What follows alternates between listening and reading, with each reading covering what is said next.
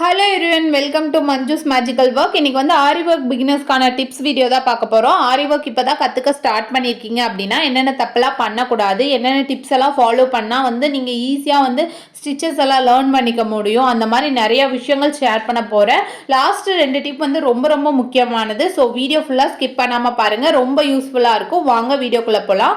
Tip number 1, ஆரி ப்ராக்டிஸ்க்கு வந்து நீங்கள் எந்த நீடில் வச்சுருக்கீங்களோ அந்த நீடிலில் வந்து எப்போவுமே த்ரெட்டு சுற்றிட்டு ப்ராக்டிஸ் வந்து ஸ்டார்ட் பண்ணுங்கள். அப்படி த்ரெட்டு சுற்றாமல் இருந்தீங்கன்னா நீங்கள் செயின் ஸ்டிச் ப்ராக்டிஸ் பண்ணும்போது கூட நீடில் வந்து கையில் நிற்கவே நிற்காது, நழுவி நழுவி போயிடும். கை வந்து அப்புறம் ரொம்ப பெயின் ஆகும், கையில் மார்க்கெல்லாம் விழுகும். ஸோ நீடிலில் வந்து த்ரெட்டு சுற்றிட்டு நீங்கள் வந்து ப்ராக்டிஸ் ஸ்டார்ட் பண்ணிங்கன்னா உங்களுக்கு ஃபாஸ்ட்டாகவும் வந்து ஸ்டிச்சஸ் எல்லாம் போட முடியும், உங்களுக்கு கம்ஃபர்டபுளாகவும் இருக்கும். ஸோ எப்போவுமே நீடிலில் வந்து த்ரெட்டு சுற்றிட்டு அப்புறம் வந்து ப்ராக்டிஸ் ஸ்டார்ட் பண்ணுங்கள். நீடில் எப்படி த்ரெட்டு சுற்றணுங்கிறதுக்கான வீடியோ எங்கள் சேனலில் அப்லோட் பண்ணியிருக்கோம், உங்களுக்கு வேணும்னா செக் பண்ணி பாருங்கள். டிப் நம்பர் 2, ஆரி ஒர்க் ஃப்ரேமில் இந்த மாதிரி நாடா வந்து எப்போவுமே சுற்றி வச்சுக்கோங்க. இது சுற்றாமல் வந்து நீங்கள் ஸ்டிச்சஸ் எல்லாம் போட ஸ்டார்ட் பண்ணிங்கன்னா நீங்கள் எல்லாம் முடிச்சதுக்கப்புறம் ஃப்ரேம்லேருந்து கிளாத்தை எடுக்கிறப்ப கிளாத் வந்து ரொம்ப டேமேஜ் ஆகிருக்கும். நம்ம ப்ராக்டிஸ் பண்ணுற கிளாத்னா கூட பரவாயில்ல, நம்ம ப்ளவுஸ்ல எல்லாம் வந்து ஒர்க் பண்ணும்போது நாடா சுத்தாமல் வந்து ஒர்க் பண்ணிங்கன்னா ப்ளவுஸ் மெட்டீரியல் ஃபுல்லாக டேமேஜ் ஆகிருக்கும், நம்ம ஸ்டிச் பண்ணவே முடியாது, டோட்டலாக வேஸ்ட் ஆயிரும். ஸோ பிகினிங்லேயே வந்து நீங்கள் ப்ராக்டிஸ் பண்ணும்போதே நாடா சுற்றி வச்சுட்டு அப்புறம் ப்ராக்டிஸ் ஸ்டார்ட் பண்ணிக்கோங்க.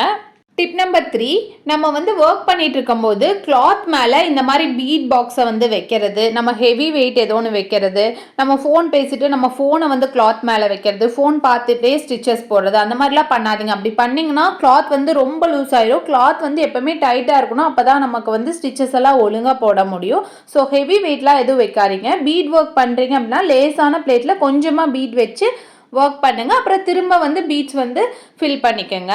டிப் நம்பர் 4, இப்போ வந்து கிளாத் வந்து ஃப்ரேமில் லூஸாக இருக்குன்னு சொல்லிட்டு ஸ்டாண்ட்லேருந்து ஃப்ரேமை ரிமூவ் பண்ணிவிட்டு கிளாத்தை டைட் பண்ணாமல் நம்ம அப்படியே ஸ்டாண்ட்லேயே வச்சுட்டு ஃப்ரேமை பிடிச்சிட்டு கிளாத்தை வந்து இழுத்து அப்படியே டைட் பண்ணிவிட்டு நம்ம ஸ்டிச் போடுவோம். திரும்ப லூஸ் ஆயிடுச்சுன்னா திரும்ப வந்து ஃப்ரேமை பிடிச்சி அப்படியே கிளாத்தை பிடிச்சி இழுத்து நம்ம டைட் பண்ணி ஸ்டிச் போட்டுட்ருப்போம். அப்படி தயவு செஞ்சு பண்ணிடாதீங்க. அப்படி பண்ணிங்கன்னா நீங்கள் வந்து ஃப்ரேம்லேருந்து கிளாத்தை எடுத்து பார்க்குறப்ப கிளாத் வந்து நல்லா விலகி இருக்கும், டோட்டலாக வந்து வேஸ்ட் ஆயிரும். பிரைடல் ப்ளவுஸ் எல்லாம் ஒர்க் பண்ணீங்க அப்படின்னா இந்த மாதிரி டேமேஜ் ஆயிடுச்சுன்னா ஸ்டிச்சே பண்ண முடியாது. டிப் நம்பர் 5, நம்ம ஒர்க் பண்ணிட்டு இருக்கும்போது கிளாத் வந்து லூஸ் ஆயிடுச்சுன்னா ஃப்ரேம்லேருந்து நம்ம கிளாத்தை எடுத்து டைட் பண்ணிவிட்டு நம்ம திரும்ப ஒர்க் பண்ண சோம்பேறித்தனம் பட்டுட்டு நம்ம அப்படியே வந்து ஒர்க் பண்ணிட்டு இருப்போம். அப்படி ஒர்க் பண்ணால் வந்து நான் ஸ்க்ரீனில் காட்டுற மாதிரி தான் கிளாத் வந்து மேலேயும் கீழேயும் வந்து ஸ்டிச் போடும்போது ஆடிட்டே இருக்கும், நம்ம ஸ்டிச்சும் ஒழுங்காக போட முடியாது. கிளாத்து வந்து நம்ம ஸ்டிச் போட போட ரொம்ப சுருங்கிட்டு இருக்கும், நம்ம போட்ட டிசைன்லாம் வேஸ்ட் ஆயிரும், நம்ம டைமும் வேஸ்ட் ஆயிரும். ஸோ வந்து கிளாத்தை எப்போவுமே டைட்டாக இருக்க மாதிரி பார்த்துக்கோங்க. லூஸ் ஆயிடுச்சுன்னா டைட் பண்ணிவிட்டு திரும்ப ஒர்க் பண்ண ஸ்டார்ட் பண்ணுங்கள்.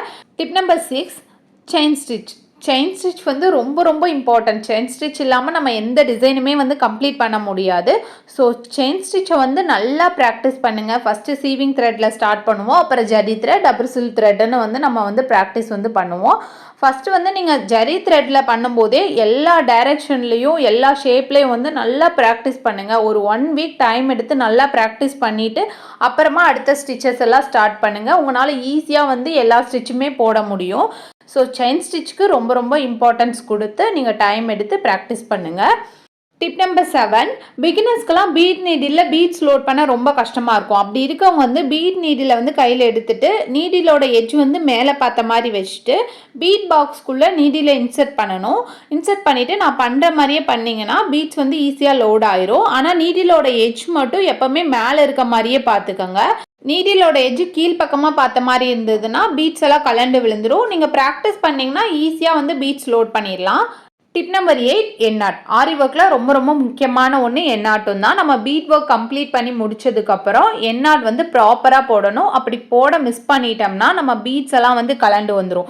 நம்ம சின்ன டிசைனாக கூட திருப்பி போட்டுடலாம். நெக் டிசைன்லலாம் வந்து நெக் லைனில் ஃபுல்லாக பீட் ஒர்க் பண்ணி முடிச்சுட்டு ப்ராப்பராக எண்ணாட் போட மிஸ் பண்ணிட்டோம்னா ஃபுல்லாக கலண்டு வந்துடும், நம்ம டைம் ஃபுல்லாக வேஸ்ட் ஆயிரும். ஸோ எண்ணாட் போட்டதுக்கப்புறம் ஒரு டைம் அடியில் வந்து த்ரெட்டை லைட்டாக இழுத்து பார்த்து செக் பண்ணிவிட்டு அடுத்த ஸ்டிச் போங்க.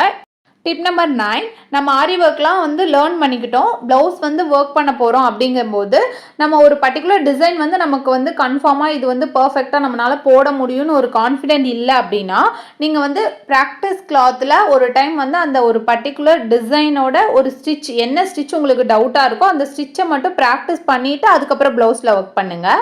அப்படி பண்ணிங்கன்னா உங்களுக்கு ப்ளவுஸில் வந்து ஒரு பர்ஃபெக்டான ஃபினிஷிங் வந்து கிடைக்கும். ஆரி எம்ப்ராய்டிங்கில் இன்னும் கொஞ்சம் டிப்ஸ் எல்லாம் இருக்குது. அது வந்து நெக்ஸ்ட் வீடியோவில் பார்க்கலாம். இந்த வீடியோ உங்களுக்கு பிடிச்சுன்னா லைக் பண்ணுங்கள், ஷேர் பண்ணுங்கள், மறக்காமல் சப்ஸ்கிரைப் பண்ணுங்கள். தேங்க்யூ.